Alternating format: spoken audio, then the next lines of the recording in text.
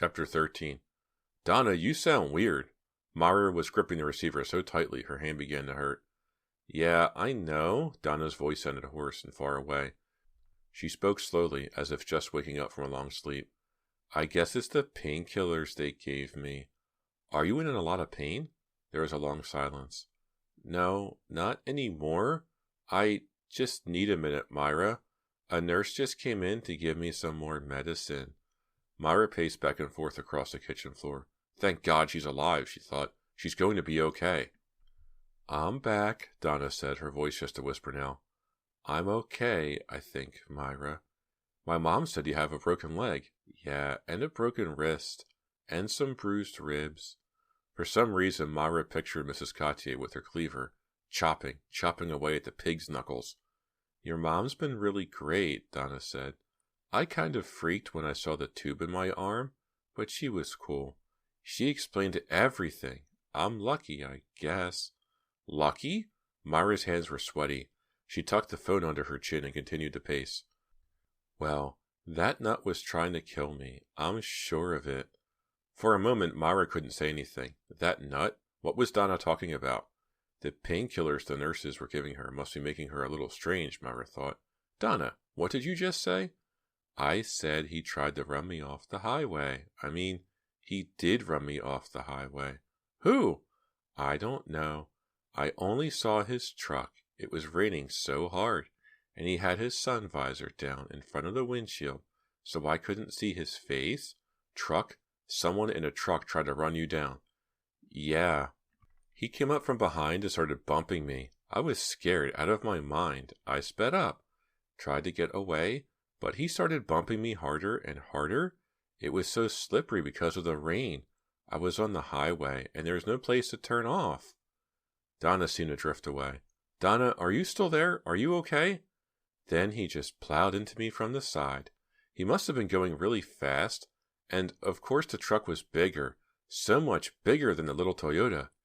I guess I lost control. And you crashed? There was a barrier by the side of the highway, a concrete barrier. I crashed into it. I hit hard and bounced a few times. Glass was shattering. It seemed to be like shattering all around me. I don't think I'll ever forget that sound. It was like the whole world was cracking, falling into bits. I'm so tired, Myra. My eyelids feel like weights. Myra had a horrible thought. Donna, what color was the truck? It was a pickup truck. Yes, but what color was it? Huh? Think hard. You must remember. It was, red? A red pickup truck. I've got to sleep now, Myra. Her voice was just a whisper. These pills? Bye, Donna. I'll come visit you. She waited for a reply, but Donna must have drifted off to sleep. Link's pickup truck was red, she thought. And Link was so furious at me when I rejected him, so furious he couldn't speak. She replaced the phone receiver and realized she was shivering. Her whole body was shivering. Not cold shivers. Shivers that started in her brain and worked their way down. Shivers of the mind. Shivers of fright. It couldn't have been Link, she thought, wrapping her arms around herself, trying to stop the shuddering. It couldn't have been Link. But whoever it was, he wasn't trying to get Donna.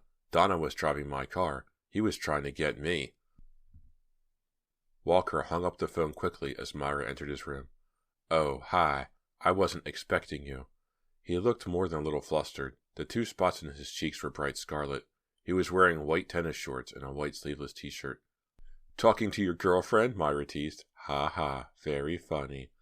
She kissed him on the cheek. Hi, stranger. What are you doing here? He asked. Myra had imagined a warmer greeting. I wanted to talk to you. I have a lot to tell you about. He walked past her to the window. The sun had just gone down behind the trees, but the air was still hot and sticky. He stared out into the gray. Your mom said it was okay to come up, Myra said, suddenly feeling like an intruder. That's okay, Walker said without turning around. Well, aren't you glad to see me? She asked. Why did she have to plead with him to be friendly? Was it just his shyness? Of course I am. He walked over and put his arms on her shoulders. I want to show you a new trick. Come on, Walker. No tricks tonight. I want to talk to you. I really need to talk. He looked disappointed. Well, okay. Come on downstairs. We'll sit in the den. You can tell me everything. That's more like it, Myra thought. She followed him downstairs to the den. They sat close together on a leather couch and talked without interruption for nearly 2 hours. She told him about Donna and the red pickup truck. She told him about Cal, the man who had been following her, and asking about her, and she told him her theory that Mrs. Cotier had cast a spell on her to make her sleepwalk. "You're going to laugh at me, I know it," she said before launching into her theory. But Walker hadn't laughed. His face grew serious as she talked, and he began to nod in agreement. "You may be right," he said when she had finished. "You don't think I'm going wacky?" "No. Witches aren't only in storybooks," Walker said seriously. They were sitting side by side, pressing against each other despite the heat of the room. He had his long legs crossed, and one arm draped behind her on the back of the couch. She wanted to kiss him, but he was so tall his face was out of reach. Besides, she decided not to distract him now. She wanted to hear what he had to say. "I've read a lot about witches and their covens," he said. "There are more witches today than there were in historical times. They keep pretty quiet about it, but they're here." "And it's possible for a witch to cast a sleepwalking spell on someone?" she asked, leaning against him. "There are all kinds of spells," he said thoughtfully. "My question is, why? What's the reason someone might want to do that to you?" "Well, I'm not really sure, but Mrs. Cotier was in the hospital a while back, and my mother was her nurse, and somehow Mrs. Cotier got the crazy idea that my mother was trying to kill her. She complained to the hospital and made a big fuss." "And you think that she hired me to cast a spell on me to pay back my mother?" "Weird," he said, shaking his head. "Oh, I forgot to tell you, Mrs. Cotier is going away for a couple of days." "Perfect," Walker cried, jumping up from the couch. "Huh? What do you mean? I still have to go over there and feed her cat. I can't spend all day playing with you." "Even more perfect," he said. "That gives us a couple of days to investigate. We'll go over there together tomorrow, and we'll search her house. We'll find out if she's a witch, and if she is, we'll look for clues." Myra squeezed Walker's hand. "Great! You'll come with me? Really?" "Of course," he said. "I don't like to see you like this, so nervous all the time, so tired. We have to find out who is doing this to you. We just have to." "Thank you," she said gratefully, "and thank you for believing me." She rushed into his arms, and they kissed long and passionately, until his mother walked in and asked if they'd like a snack. "Why, Hazel, you never acted so glad to see me." The cat rubbed against Myra's ankles, meowing loudly. "I'll bet you're hungry. Is that it?" Myra turned back to Walker, holding open the screen door for him. "Come on inside. Don't let the cat out."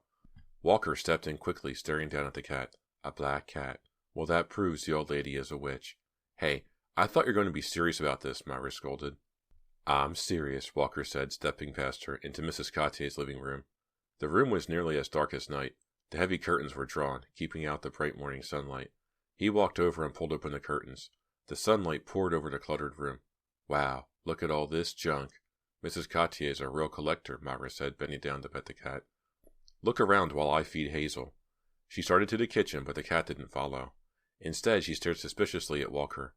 "Come on, Hazel. Don't you want to eat? Don't pay any attention to Walker. He won't hurt anything. He's just looking around." The cat meowed loudly as if warning Walker, and then reluctantly followed Myra into the kitchen. She began hungrily lapping up the cat food as soon as Myra lowered her dish to the floor, and Myra hurried to rejoin Walker in the living room. The house felt even stranger without Mrs. Cotier in it. The ceiling creaked as if someone were walking around upstairs. The air seemed thick and musty. The house smelled of mildew and decay, odors she had never noticed when the old woman was home. As she and Walker looked at the shelves of strange carvings, stuffed animals, and ancient pressed flowers, Myra had a feeling that someone was watching them. She turned around several times, expecting to see Mrs. Cotier behind her. Of course, no one was there. Chill out, she told herself, but the strange feeling wouldn't go away. "What's in there?" Walker asked, pointing to a doorway. "Is that a den?" "No, it's her library." "Let's take a look." She followed him into the dark paneled library, with its floor-to-ceiling bookshelves on all four walls. An old mahogany desk and dark leather desk chair were the only pieces of furniture in the room. Myra had only been in this room once or twice, to pick up a book to read to Mrs. Cotier. She never had the opportunity to explore it. "Wow, some of these books look really old," Walker said, looking up and down the shelves. They began examining the titles. One wall contained shelf after shelf of classic novels, a set of Shakespeare, collections of Greek plays. "I wonder if she's read all of these," Walker said. "Hey, you've gotten really quiet. What's the matter?" "I don't know. This is creepy," Myra said. She turned and saw the cat standing in the doorway, staring at her with glowing yellow-green eyes. She forced herself to turn back to the books. "Look at this, Walker." He hurried over to her. "What have you found?" These books, look at the titles. They're all on witchcraft. She read some of the titles aloud. Then she pulled out a book that looked really old. The heavy cover was torn and faded. She opened it up. The yellowed pages crumpled in her hand. Look at this one. She held it up to him. The book was titled The True Way of Worship. There was a detailed engraving of a smiling devil on the first page. How old is that book? Walker asked. There's no date, Myra said, but it looks really old. Look, it's filled with some strange spells and recipes. She replaced the book on the shelf. This entire wall is all books about the occult, Walker said. The cat meowed suddenly, startling Myra. Be quiet, Hazel, she called back to her. We're only looking. Turning to investigate a lower shelf, a title caught her eye. Psychology of Sleepwalking. She got down on her knees so she could examine the shelf more thoroughly. The Sleepwalker. Sleepwalker casebook. She lied to me, Myra said aloud. What? What are you doing down there? Walker had a huge, leather-bound book the size of a dictionary in his arms. These are all books about sleepwalking. He slammed the huge book shut. Really? After I sleepwalked for the first time, I asked Mrs. Cotier if she knew anything about sleepwalking, and all she said was, it's very mysterious. And she has a whole shelf on sleepwalking. She deliberately didn't want me to know that she knew anything about sleepwalking. Walker helped her to her feet. I'm beginning to think your theory is right, he said, not letting go of her hand. Mrs. Cotier must be a witch. And look at that sleepwalking book, the yellow one, Sleepwalker's Diary. Look how it's sticking out. You mean it looks like it was recently used, Myra said. Yes, it does. Myra pulled it out and set it on the table. Maybe I'll borrow this one and read it later. Maybe I'll borrow a few of these. Walker put his arm around her and pulled her into a warm hug. I'm so glad you're here, she said. If I had come here by myself and found all this stuff, I would have freaked. It's a weird book collection, Walker said. Definitely weird. Come on upstairs, Myra said, pulling him by the hands. I want to show you the black candles. Maybe there's more stuff up there. They were nearly to the door when Myra noticed the 2 photographs on the desk in the center of the room. Oh no, she cried, pointing to the photos. Walker, look. I don't believe it. Chapter 14. The cat meowed angrily and leapt up onto the desktop. Myra ignored her and picked up the photos, which were in a double frame. She held them up so Walker could see. It's Stephanie and Link, Walker said, looking as astonished as Myra. Those are their school photos from last year. What are they doing here at Mrs. Cotier's desk? Myra asked, staring hard at the photos as if they could give her an answer. The cat flicked a paw at Myra, just missing her arm. Hazel, what's wrong with you? Myra asked. You don't want me to pick up these pictures? You want a little attention for yourself, is that it? The cat stared up at her blankly. Myra replaced the photos on the desk.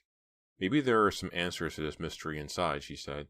She pulled open the center desk drawer. It was filled with photos and papers and notebooks and cards. Walker, look at this. She had found another photo of Stephanie in the drawer. This one had to be at least 2 or 3 years old. She continued shuffling through the drawer's contents.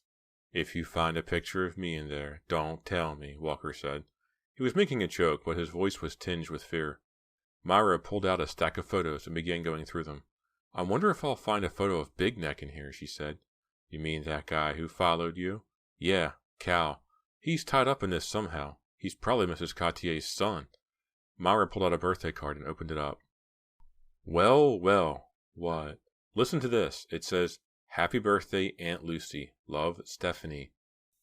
Aunt Lucy? Mrs. Cotier is Stephanie's aunt, Myra cried. And Link's aunt. Of course, it was Stephanie who told me about this job. Funny, she never mentioned that Mrs. Cotier was her aunt. Yeah, funny, Walker agreed. Myra began tossing photos and papers back into the desk drawer. And now, maybe Stephanie and her aunt are working together. Maybe they're both casting their disgusting spells on me, making me sleepwalk, making me think I'm totally losing it. Calm down, Walker said. My beads! Myra suddenly remembered the beads. I'm going to get my beads back. That's the first thing I'm going to do.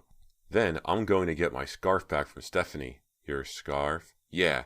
Then I'm going to quit this job and stay as far away from Mrs. Cotier and her precious niece and nephew as I can. She slammed the drawer shut and, nearly tripping over the cat, hurried out of the library. Myra, where are you going? Walker sounded quite bewildered. I told you, upstairs to get my beads. She ran up the stairs, Hazel right behind her, protesting loudly. Hazel, look out. I don't want to trip over you. Down the long hall and into the bedroom with its 2 low dressers side by side. There was a little jewelry box on the edge of the dresser, right where Myra had seen it last. She hurried up to it and reached inside for her beads. Oh no! The box was empty. The beads were gone. Whoa, slow down, Donna said. I don't think any of this would make sense, even if I wasn't on painkillers. Seeing Donna had been a bit of a shock at first for Myra. She hadn't meant to gasp so loudly when she had walked in the door, but to see her friend in casts, completely immobilized, with those tubes stuck in her arms, was too hard to take. At least Donna sounded a little more like herself, and she had regained enough of her sense of humor to complain about the hospital food and complain about one of the nurses, who had accidentally sat on Donna's arm while trying to give her some pills. Even though the two girls had never had any trouble in the past, Myra soon found making conversation really awkward. She sat uncomfortably in the folding chair beside Donna's bed and tried to think of things to tell her about the outside world. Finally, she couldn't hold it in any longer. She told Donna about going to Mrs. Cottier's house with Walker the day before, and how she had proved that the old woman was a witch, and that Stephanie, her niece, was probably a witch too. I've heard of jumping to conclusions, Donna said sarcastically, but this is ridiculous. What do you mean? I mean, what exactly have you proved, Myra? You've proved that Stephanie and Link are related to Mrs. Cottier. Well, Stephanie probably told you that when she told you about the job, and you just weren't listening or something. And what else have you proved? That Mrs. Cottier is very interested in witchcraft and stuff like that. But it all fits together, Myra insisted, impatient with Donna's skepticism. I didn't start sleepwalking until I started working for Mrs. Cottier, until I left my beads at her house. Oh, Donna moaned. What's the matter? You really think I'm being stupid? No, I have an itch on my neck and I can't scratch it. Myra laughed. She leaned over the bed and scratched Donna's neck for her. Now aren't you glad I stopped by? She asked. Listen, I know you're real upset about the sleepwalking and everything, Donna said, getting back to the subject. But don't go off the deep end. This is the 20th century, remember? People don't go around casting spells on other people. Walker says that they do. Walker says that there are more covens now than in the 1600s. Donna groaned again. Another itch? No, I'm just really sleepy. I'm sorry. It's the pills, I guess. I have to go to sleep now. I just can't stay awake. We'll talk later, okay? I have plenty of time to think about it all. I'm sure the two of us can figure out what's going on, she yawned. Thanks for coming, Myra. I'll come again soon, Myra said, getting up. You get some sleep, too, Donna called after her. I wish I could, Myra muttered. And suddenly, feeling really depressed, she walked out of the room and down the harshly lit hospital corridor. She was halfway home, sitting on the crowded afternoon Division Street bus, her forehead pressed against the window, when she got the idea to go to Stephanie's house and confront her. She looked at her watch. It was nearly 5 o'clock.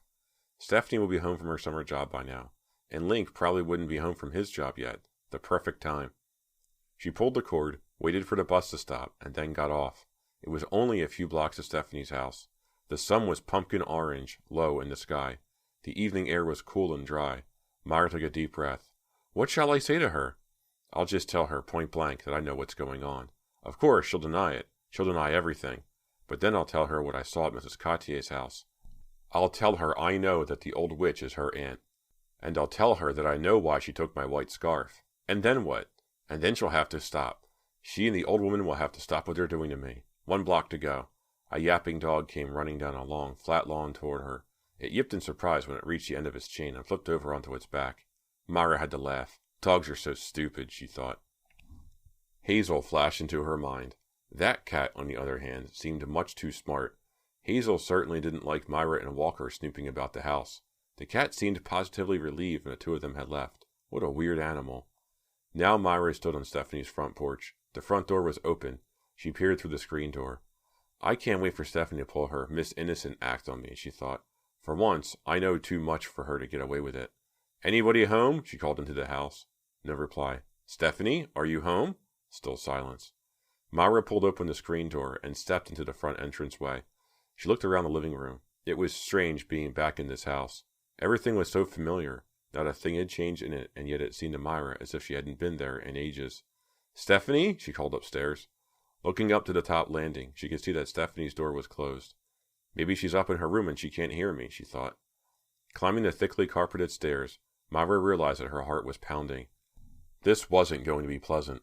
Maybe she should turn around and forget about it. She really hated confrontations of any sort. No, she had to go through with it. She couldn't take any more nights of being afraid to go to sleep, afraid that she would have that awful dream and wake up somewhere far from her house. She knocked on Stephanie's bedroom door. No reply, but she could hear some sort of music inside. "Stephanie, are you in there?" She pushed open the door and peered in. The room was dark, except for the light of 3 flickering candles. There in the darkness was Stephanie, her back to Myra, down on the floor beside the candles. She was sitting cross-legged in front of a white circle, and she was chanting the same 3 or 4 words over and over again in a near-tuneless melody. There were several small items inside the circle, but in the dim, flickering light, Myra couldn't make out what they were. One thing, however, she could make out very clearly. Stephanie had Myra's white scarf tied around her head. Chapter 15. Stephanie suddenly stopped chanting and turned around. "Myra, what are you doing here?" "Never mind that. What are you doing?" Myra asked, stepping into the room. Stephanie jumped to her feet. "Just practicing. Who let you in? Is my mom home?" "I let myself in," Myra said. "You can let yourself out," Stephanie snapped. Her green eyes flared in the candlelight, much like Hazel's eyes. "Not until you tell me why you're doing this," Myra said, standing her ground. "Doing this? What do you mean?" Myra pointed to the circle. Standing closer, she could see that there were bones inside it. Chicken bones, probably, arranged in triangles. "You know, I've always been interested in the occult," Stephanie said. She flicked on a dresser lamp. "So I'm just fooling around. What's the big deal?" "Why are you casting a spell on me?" The words just fell out of Myra's mouth. She hadn't really planned to ask that question. Now that she had, she felt suddenly embarrassed. Stephanie laughed. "Cut me some slack, Myra. Are you losing it altogether?" "You are casting a spell on me," Myra insisted. "You're wearing my scarf." "Huh?" Stephanie reached up and pulled off the white scarf, releasing her black hair, which tumbled down her shoulders. "Here!" She pushed it into Myra's hands. "Take it." "You were using it for your spell," Myra repeated, starting to feel doubtful. "I was using it to hold up my hair," Stephanie said, sneering. "I washed my hair when I got home from work. I wanted to keep it off my shoulders. Take your stupid scarf." "But, Stephanie, I know everything," Myra said, trying to keep her voice normal, suddenly feeling as if she wanted to run from this house and never see Stephanie or her brother again.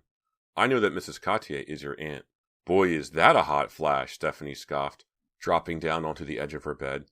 "Of course you know Mrs. Cotier is my aunt. I told you she was when I told you about the job." "No, you didn't," Myra said. She thought hard. Was Stephanie telling the truth? Had she told Myra? Myra couldn't remember. "I'm sure you didn't," she said. I never should have started this, Myra thought. I felt so certain about everything when I came up here and found Stephanie chanting on the floor. But now... No, I am right. I have to be right. I'm not making all this up. I am sleepwalking because someone is casting a spell on me. If it isn't Stephanie, it's her aunt. Stephanie's lying, Myra decided. "Do you think other people are out to get you too?" Stephanie asked, crossing her arms tightly over her chest. "Why are you being so mean to me?" Myra blurted out. "I thought we were friends." "I'm not being mean to you. I'm angry because you burst into my room and started making crazy accusations. You're the one who's being mean. You're the one who accused me of casting a spell on you, of all the crazy things." "I'm not crazy," Myra exclaimed.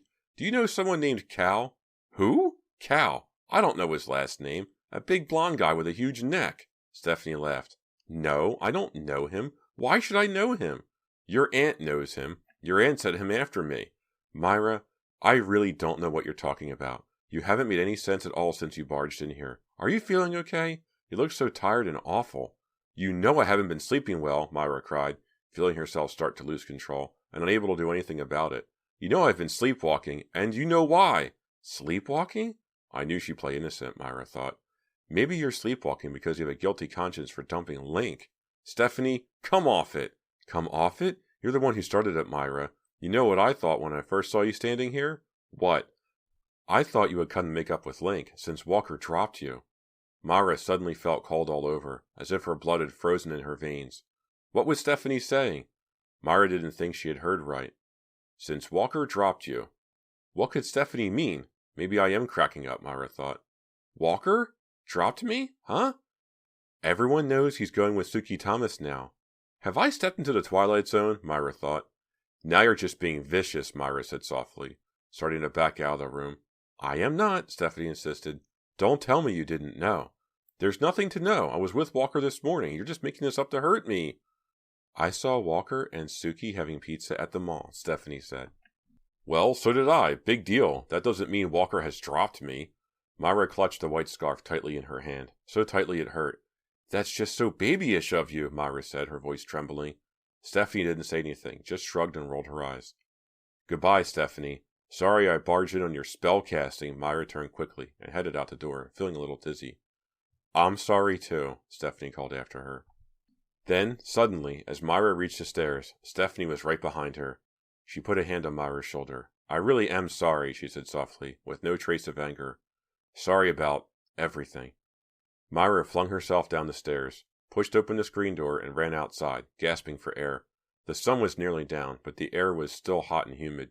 She stood in the middle of the gravel drive, breathing hard, waiting to feel a little better. What did Stephanie mean when she said she was sorry about everything, Myra wondered. Sorry about being so mean? Sorry about casting the sleepwalking spell? Sorry about making up that horrible lie about Walker? She didn't have long to think about it. She looked up to see Link's red pickup truck pulling in the driveway. Hey, Myra, hi. Ah, no, Myra muttered. Link was about the last person she wanted to see at that moment. He pulled the truck to a stop a few feet in front of her and jumped out, a wide grin on his handsome face. This is a surprise. I was, talking to Stephanie. His grin faded. Really? The truck. She suddenly remembered the truck. Donna, the madman who crashed into her. Link, she started. 2 days ago, did you... She looked down to examine the truck's bumper. It was smooth and undented. She examined both front fenders. They were flawless, like new. It wasn't Link, she thought. How could I have ever thought it was Link? Maybe Stephanie is right. Maybe I am cracking up. I'm suspecting everyone I know of being out to get me. But then she thought about Donna lying in the hospital bed with all the tubes in her arm, and of Cal, who glared at her with such menace, and of sleepwalking into the woods. I'm not crazy, she said without realizing she was speaking aloud. Link stared at her in surprise.